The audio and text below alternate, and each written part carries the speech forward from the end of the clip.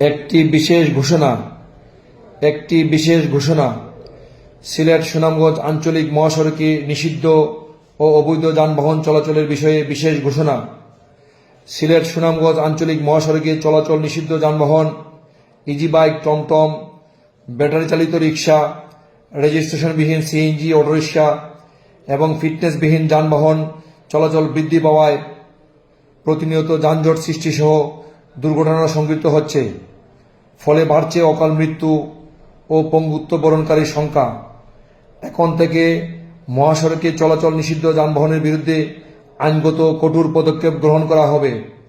এমত অবস্থায় আঞ্চলিক মহাসড়কে চলাচল নিষিদ্ধ যানবাহন ইজি বাইক, টমটম, ব্যাটারি চালিত রিক্সা, রেজিস্ট্রেশনবিহীন সিএনজি অটোরিক্সা এবং ফিটনেসবিহীন যানবাহন না চালানোর জন্য সংশ্লিষ্ট চালক ভাইদের বিশেষভাবে অনুরোধ করা গেল।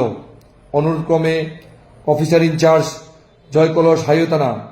মনে রাখবেন, একটি দুর্ঘটনা সারা জীবনের কান্না। আইন মেনে চালাবো গাড়ি, নিরাপদে ফিরবো বাড়ি। ধন্যবাদ।